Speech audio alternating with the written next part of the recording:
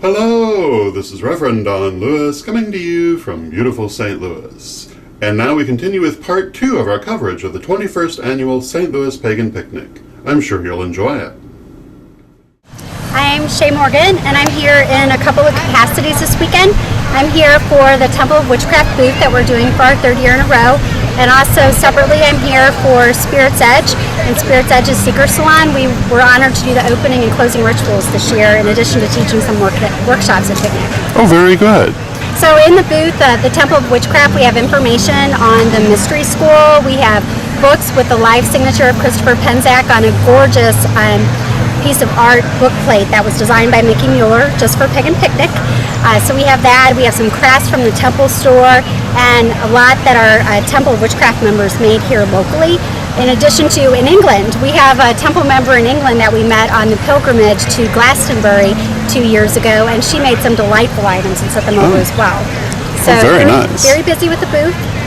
Then, of course, the opening and closing rituals. I just got finished teaching a class on a shamanic perspective, journeying with death. And tomorrow I get the privilege to teach another class on journeying with animals. Very good. Now, can you tell us a little bit about the Temple of Witchcraft? Absolutely.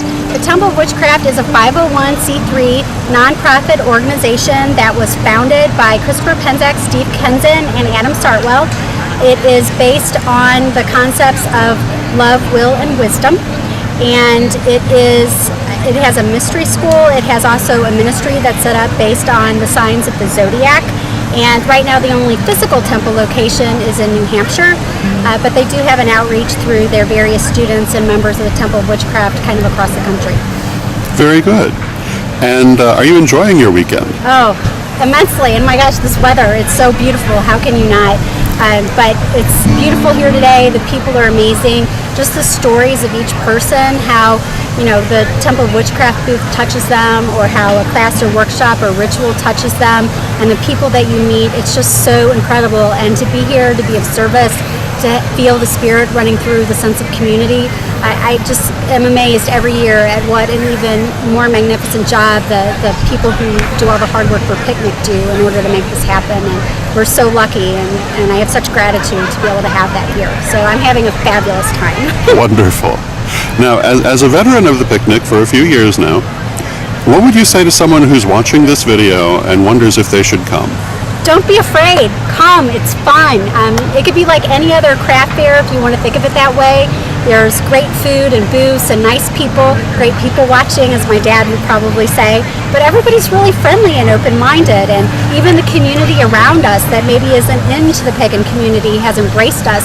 I still remember my first picnic years ago. I was a little nervous to come, and one of the teachers said to me, well, come meet me, come, to Author's Row, and just come to a class and it'll be okay. And she was absolutely right. And it's kind of hard to make that first step, but by doing this and stopping by the booths and, realizing the sense of camaraderie and spirit that's here, you can't help but make those connections that'll really help on your journey. Wonderful. Now, if people would like to learn more about you and the things that you're involved with here, where would they go? Well, the first thing, of course, is the Temple of Witchcraft, which is the tradition that I follow. It's www.templeofwitchcraft.org, and great resource, a fabulous place to go. For the other organization that I'm involved with, that we were doing the opening and closing rituals for, Spirit's Edge, is www.spiritsedge.org. Very good. Thank you very much. Thank you. I hope you have a wonderful rest of your weekend. Thank you so much. You too. I'm Robin Christmas. I'm Kat Christmas. I'm Sandra Felty. Jeff Felty. Tyler Boyd. And we're here at the St. Louis Pagan Picnic. Are you having a good time? Great time. Absolutely awesome. How many of you have been to the picnic before? and you two have not? We have not. That's a shame. How are you finding it so far? It's amazing. Overwhelming, but wonderful. And you who have been here more than once, what strikes you about this event? I really like the community gathering. I like the sharing of information. I always get something out of the workshops every single time, even if it's a subject that I've been studying for years. In fact, it intrigues me more, and I sit down to those and listen even more closely. I love the artwork and the festivities and just the community coming together. And would you like to talk a little bit about what you do? Well, we run the Southeastern Missouri Pagan Meetup groups, which are down in the southeastern part of the state, down in St. Francis County, Washington County. It's just a community get-together for people. We do public get-togethers, not to this level, but we do potlucks out in the parks so the people in the community can get to know one another, come out of the broom closet per se. Wonderful. Get together. We're not a coven, we're a grove. Very eclectic. We've got several different paths here. Buddhism, Taoism, witchcraft, Wicca, all kinds of stuff. Anything non-Abrahamic. Very good. We do workshops as well for our members, like tarot and runes and things like that as well. Oh, very good. How did you come to be involved in this? I was looking for a group of people like myself, and because of what you've done here, was able to find a website that linked me to a website that looked for other pagans in the area. And Kat and I met 2.5 years ago, got married last Saturday. Congratulations. So, thanks for starting all this. Glad to be of service. Okay. And Jeff and I were looking for other people to learn from and grow with. It's a very closed atmosphere around that area, and we were looking to find other people in the area that we might be able to open up with and get information, share our information with. You guys found me through Yahoo, right? Witchbox. Same one, yeah. Witchbox. So if you were to say something to young people who might be watching this, or anybody who's looking to find other people of like mind, what would you recommend for them to do? We're out there.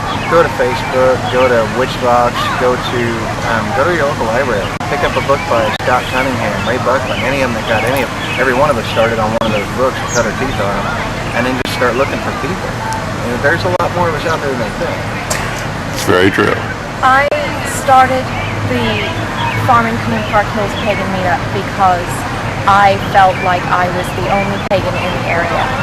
And when I met other pagans in the area and I realized I wasn't alone, I also realized that everyone who is pagan feels that lack of community. They feel lonely.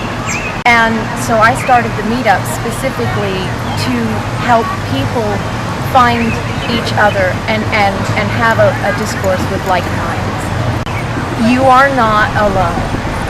And all you have to do is look on The Witch's Voice, look on Yahoo groups, look on Facebook, look on YouTube. We're out there. And if you're alone, you're really not. Keep looking and you will find us. Wonderful. The thing too is,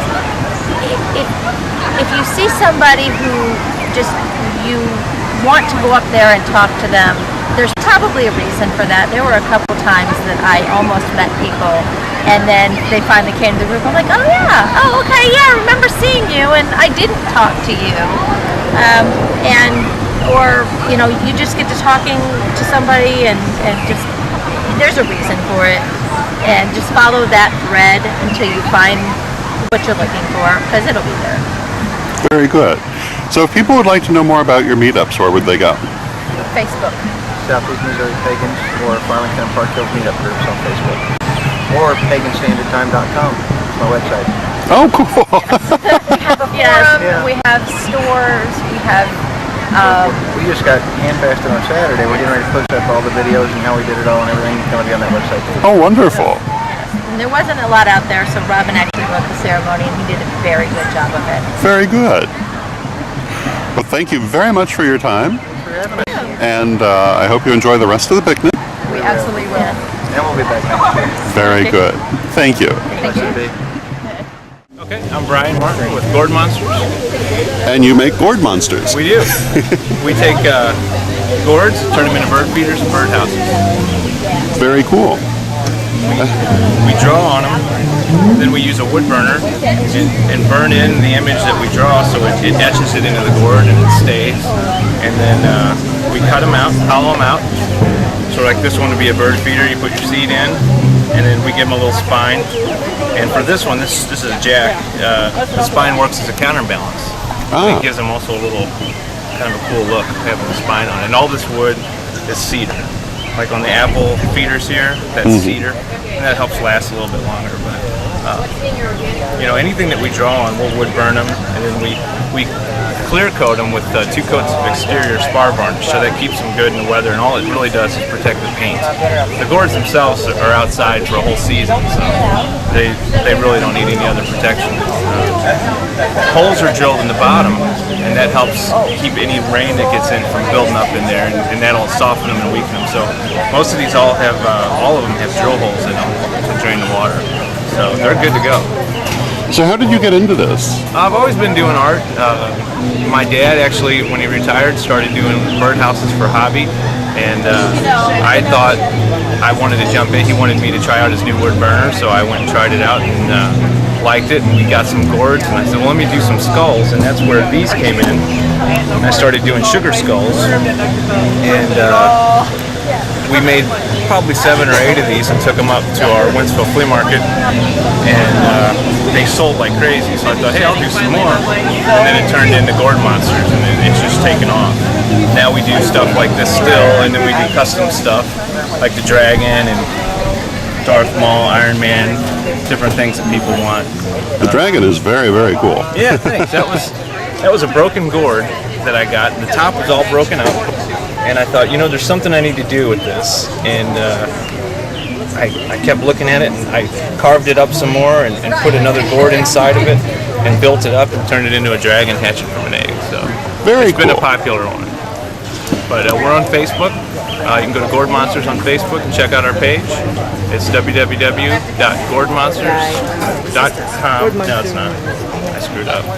What is it? It's www.facebook.com/gourdmonsters. Very good. So, that's it. Well, thank you. Yeah, thanks a lot. And you have a wonderful day. You too, thanks. I hope you enjoyed that, and you'll join us again for part 3 of our coverage of the 21st Annual St. Louis Pagan Picnic.